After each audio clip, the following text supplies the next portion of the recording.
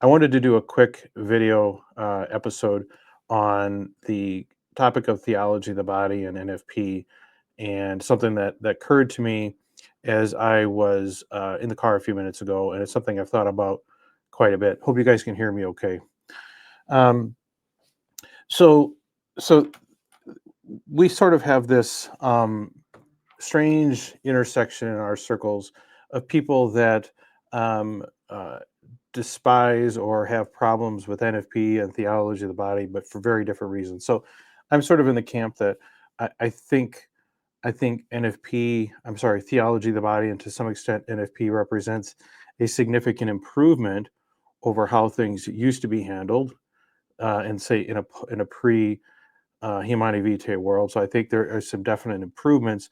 I still think there are some major problems with the ideas, and in particular, the implications for other moral rules that I'll talk about here in a moment. So I have sort of my own criticisms of theology of the body and NFP, not to the extent that I defend contraception, although I think there are grounds to question the basis behind that teaching, but that's a different conversation. So I come from it from that side, but then there are also plenty of people, let's say more traditionalists, usually traditional Catholics, who approach it from the other side and say theology of the body is just modern liberalism. Humani Vitae is a departure from past teachings. Really, anything that came after Casti Connubii in the 1930s, or to some extent, they even will hang on to Pius the XII's letters in the 1950s. But really, nothing good came after Casti Connubii and whatever is sort of. So you have that camp, and we all kind of intersect in our discussion of theology of the body and Humani Vitae, et cetera, et cetera. Personally, I view theology of the body as a positive step forward, a much overdue step forward in our classical theology as it pertains to Catholic marriage, um, marital intimacy, procreation, all that kind of stuff. I think it was much better than what it used to be, but I think there is still some gaping holes in it that more or less represent their inability to really completely separate from some of these old ideas. And let me talk about that. So, from the standpoint of theology about it, where I think it really improves things, and where I think it is a great improvement over the past, is, for example, I think we've more or less gotten away from the concept of the marital debt. I wouldn't say completely so, but more or less the theology of the body really emphasize the importance of people coming together in a voluntary way and in a self-giving way, as opposed to taking something for myself. So a lot of the commentary on theology of the body you see out there, Christopher West, whatever, emphasizes the importance of coming together in the marital embrace with the right attitude, and that attitude being one of self-giving to one's spouse, as opposed to taking something for yourself, which I think represents a departure from the past, let's say, marital debt idea, which is something I'm entitled to this. I have a right to my spouse's body for this purpose. And I would say the other key distinction between sort of the old ways of looking at things and theology of the body is the um, emphasis on additional benefits from that conjugal intimacy, be above and beyond procreation. Now, procreation still has to be um, respected. You can't take artificial means or whatever to separate the procreative end from the unitive end, but it um, elevates on an equal basis the other unitive and other positive benefits of conjugal intimacy to the marriage. Whereas in the past, and for those that really don't like theology of the body, it's all about procreation. That's the only way you do it. That's the only reason you do it. And really, doing it for any other reason is very likely sinful, and perhaps gravely sinful. So that really represents, I think, the major departure from the old way of looking things, and what I think theology of the body, John Paul II, Humani Vitae, whatever, have brought us. Okay. And one of the things that I know that in listening to a lot of other Catholic commentators, podcasters, or whatever, one of the things that I hear a lot, for those that really are trying to implement theology of the body, is they find themselves sometimes dealing with scrupulosity as to whether requesting marital intimacy, whether I'm coming to that with the right state of mind. Am I doing this to be a gift of self to my spouse? Am I doing this for, let's say, spiritual reasons? Or am I really just approaching this for my own physical pleasure, my own release, or whatever? With the idea being that if you're really only approaching it for your own physical benefit, your own pleasure, whatever, uh, that is not a virtuous reason to approach the conjugal act, and that you shouldn't do that. And to that end, I actually agree.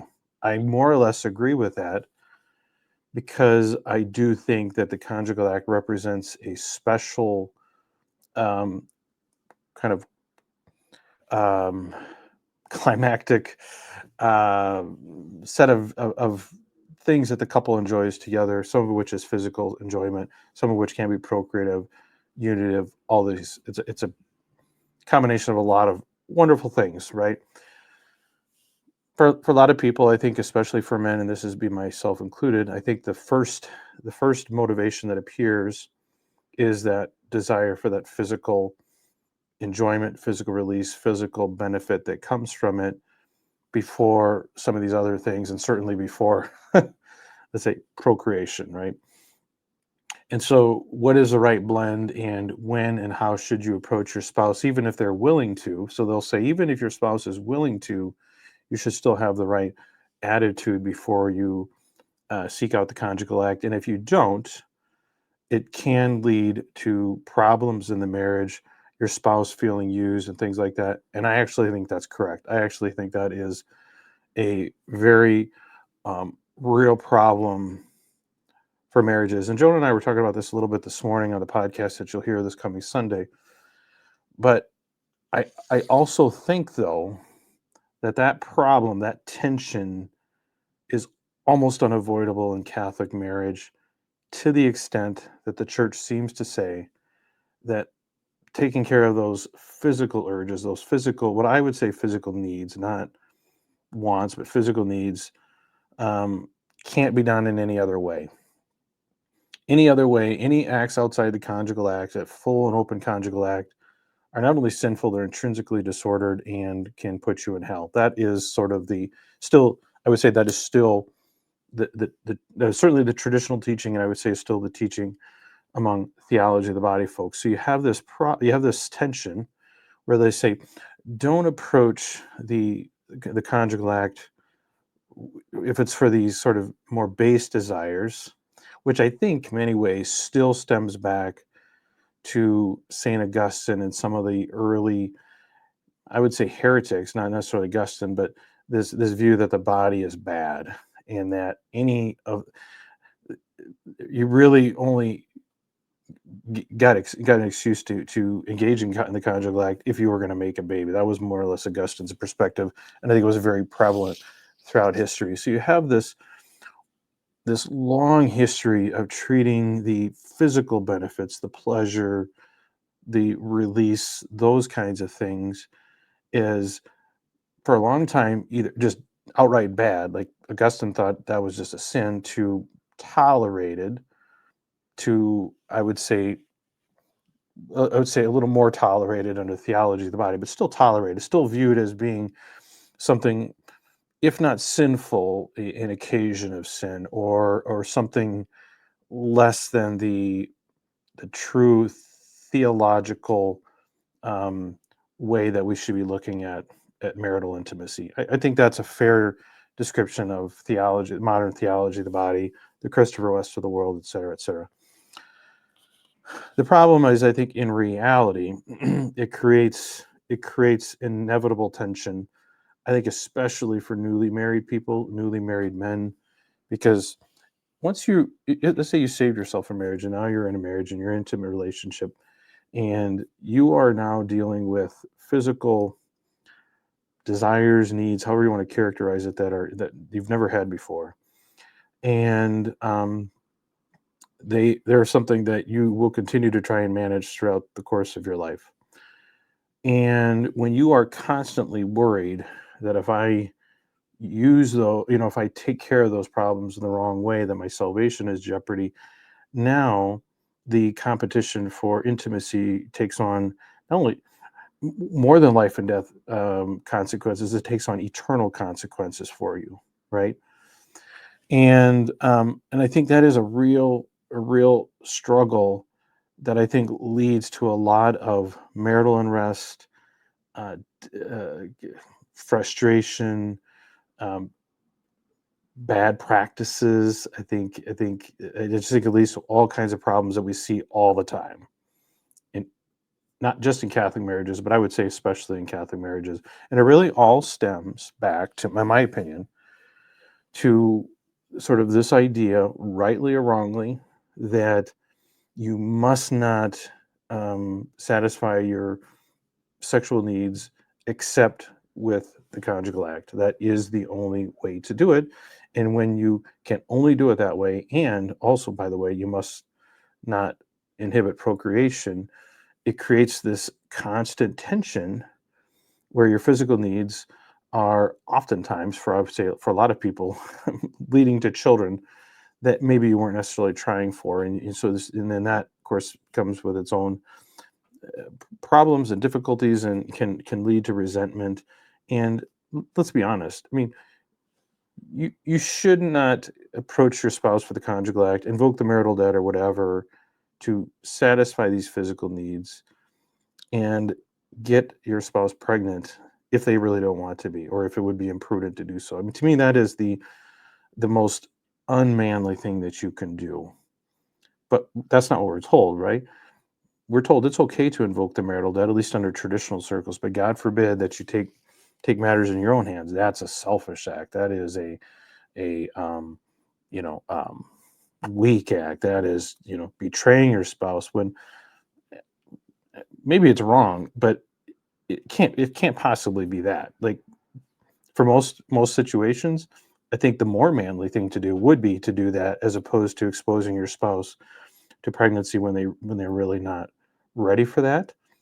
So if that's the question, which is the more manly act? What's the more selfish act? I actually think approaching your spouse for the conjugal act when it is really just to satisfy that physical need is a selfish act. I think that is an unmanly act, and I vigorously oppose anyone who says that invoking the marital debt in that context is a virtuous act. I don't think it is. Now, so the, the question is, what's the alternative? The alternative is always, well, crucify your flesh, be abstinent, whatever. Okay, fine. Is that really what God intended for us, and how do we know that? I think there has been a complete lack of consideration of the possibility that this is exactly how God designed it, and that God giving us the ability to take care of these more uh, physical oriented, physiological, um, physical and mental needs may very well be part of his design, that we don't have to come together in the conjugal act to satisfy those things. We have other ways to do that, assuming it's done respectfully and say with the consent of your spouse or whatever. I would like someone to explain how we know confidently that isn't actually what God intended, because if God did intend that, it would solve a ton of problems and would, I would say, deal the strongest death blow to those that advocate for contraception, which I continue to be an opponent of, even though I think some of the arguments against it are kind of weak. So anyway, that I think is the great hole that remains in Catholic theology, especially the theology of the body and Humani Vitae. Um, yeah. So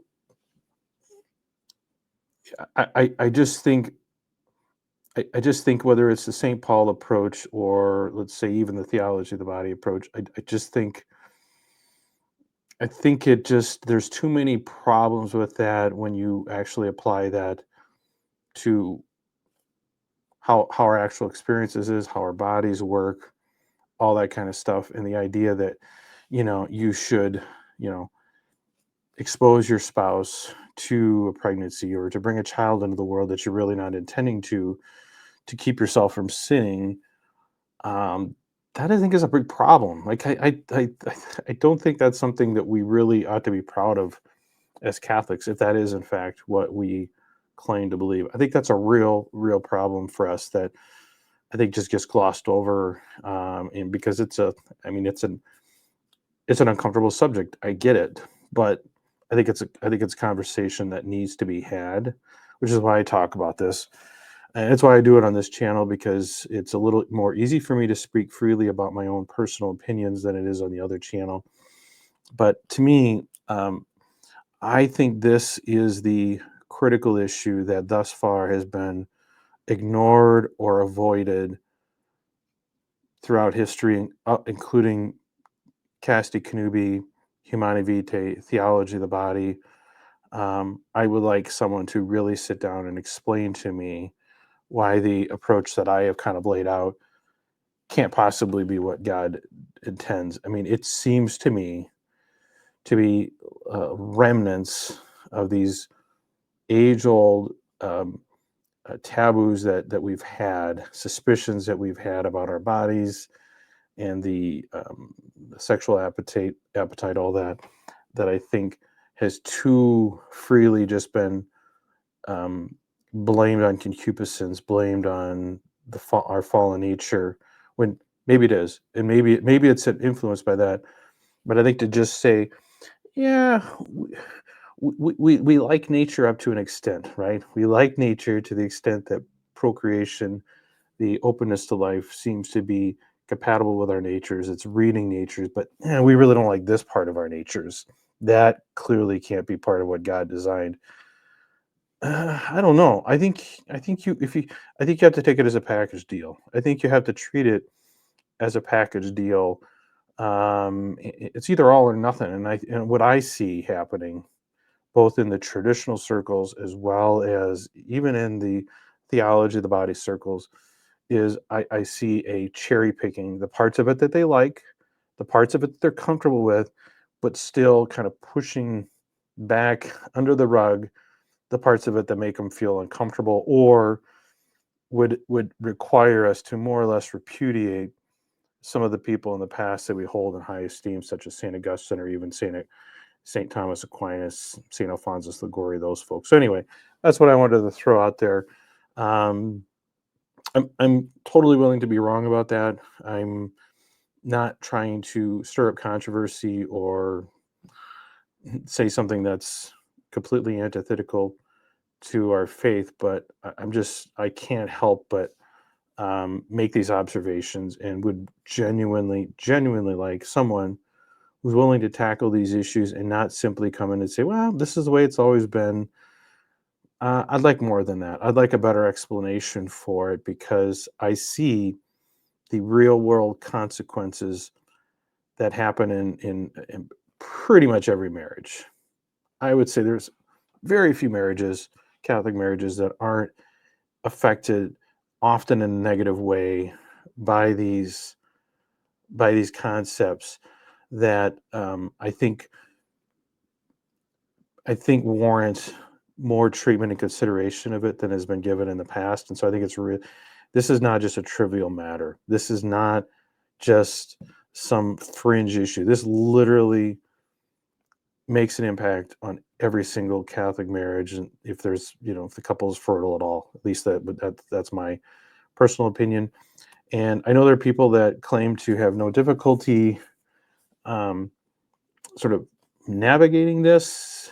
Um, but I think for most of those people, it is often a lot of them just don't have the level of fertility some of us have.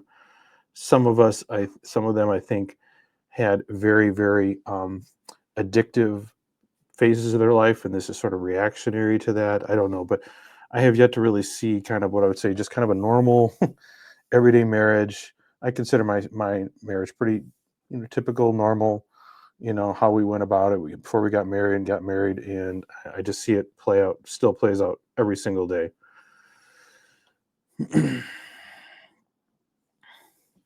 Yeah, so the question is, do you see there being a distancing from it? Um, I I don't know. I mean, I I think there's a few things going on here. I genuinely think a lot of folks, a lot of clerics, probably are really unaware that this is even a problem. The only time they may hear it is in confession, and probably only just the effects of this as opposed to the circumstances that lead up to it. I think most people um, don't talk about it. I mean, it took me a long time to kind of have the courage to talk about it myself. And even now, I only do it behind a screen, right? I mean, you can't see me talking. Um, so I think it's an uncomfortable topic that everyone I talk to that feels like they can talk off the record.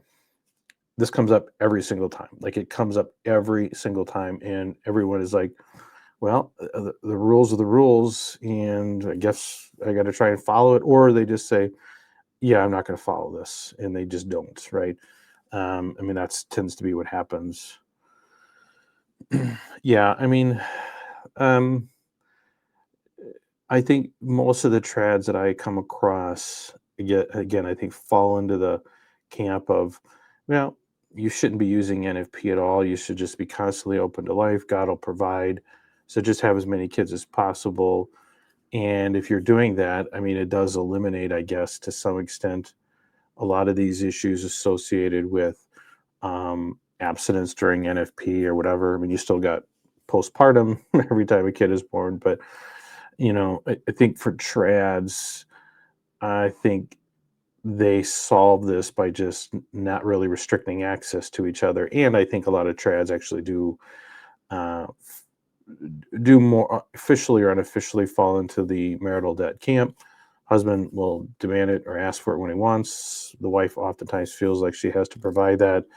I think so. I think for most trads, at least, it's kind of a non-issue because they're probably not even trying to use NFP in the first place.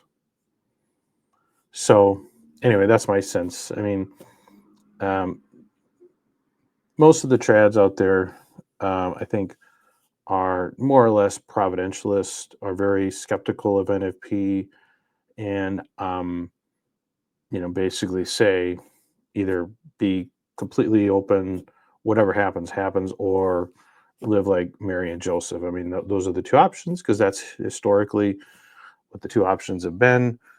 I would say those are the options they've had in the past because they really didn't have any other options, not because they wanted to do it that way or that's the way God designed. That was just reality. That's all they had available to them. But I don't know.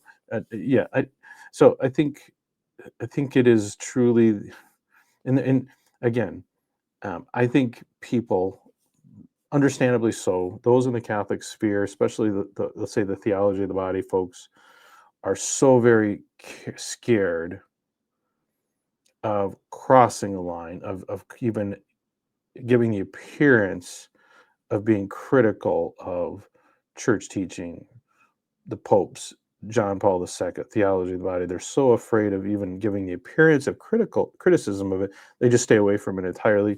They pretty much just kind of repeat the talking points, and I'm not even saying they're wrong. Like, I still deal with a certain level of trepidation about the approach that I take, but I just couldn't stay silent any longer. I just think this stuff. I think at a bare minimum, I think we deserve a better explanation. I think we deserve a better explanation than, well, it's always been that way. Well, okay, yeah, I've looked at that. I've traced it all the way back to Augustine, those folks, and I'm telling you, they were dealing with really bad information. Really bad information. Now, is it the right result, wrong reasons? Maybe, but let's actually assess those reasons. Give me good reasons. Give me something above and beyond. Well, Augustine said it in the 300s, and therefore it's got to be good enough for us. No, I don't accept that. I don't think we're required to accept that as Catholics. I just that I think is where I think we run into a lot of problems. Is there's very little room inside our faith for self correction or self assessment. Um, and The times that has happened, it leads to, you know, the Reformation and stuff like that. People are cast out as heretics, and you're automatic. I mean, I get called a heretic all the time just because I ask questions. Um, so it's not like our faith, our church encourages self reflection and self critical analysis. It's actively discouraged, and I think that is a problem. I think that is a problem because we know as Catholics that not everything is considered infallible. Not every, the church is not free from error in every respect. It's actually sort of narrow what is considered without error. And there are things that, maybe they're partially right. Or maybe over time with more information, we realize that we miss some things, but there's very little incentive inside our church to really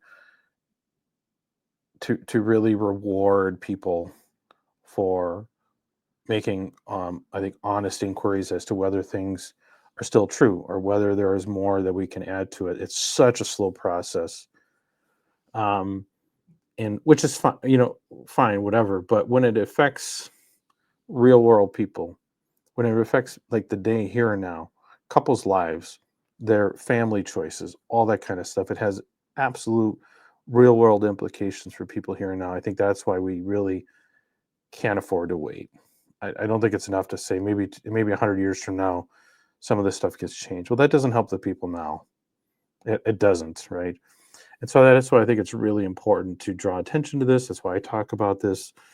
Um, I know it's really hard to gain traction on this, and it's again, it's not the easiest thing to talk about, but I think someone has to do it, and so that's why I continue to talk about it. I appreciate those of you that have followed my channel, um, supported me, or even criticized me. I know a lot of you think I'm way off in left field, and maybe I am. I'll be the first to admit I could be completely wrong, but this is not like I just I feel too convicted about this stuff not to say something, and so that's why I do it, and I'll continue to do it, probably until something changes or I die. So that's what I'm doing, folks. I have to get back to work, so I'm going to go ahead and wrap this stream up. I appreciate those of you that have been listening attentively. Please give me your feedback, one way or another. If you think I'm wrong, that's fine. But if you think I'm wrong, I would really, really love to hear why. Not just that I'm wrong, not just, well, go look at this encyclical. Okay, fine, I've done that. But like articulate an actual reason why. How do we know that this is the way it's supposed to be or not supposed to be or whatever?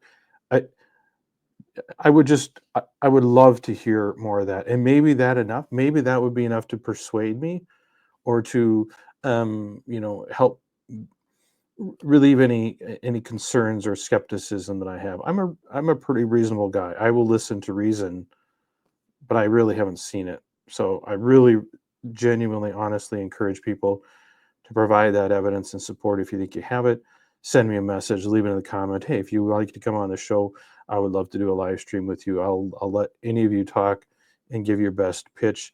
I have basically an open door policy for that. So yeah, thanks, Midnight. I always appreciate you showing up. I I'm very blessed to be sort of in this position. I'm glad I'm able to do that, and I'm thankful that I've been given sort of the um, history that I have, the marriage that I have, and the ups and downs that have really infused in with real world experience many of the things that I talk about. So I'm not just talking in abstract. I'm talking about from real world experience, good, bad, and otherwise. So anyway, I appreciate you guys for watching. I'm going to go ahead and wrap this up and leave a comment if you have anything to add. Otherwise, until next time, everyone, have a good one.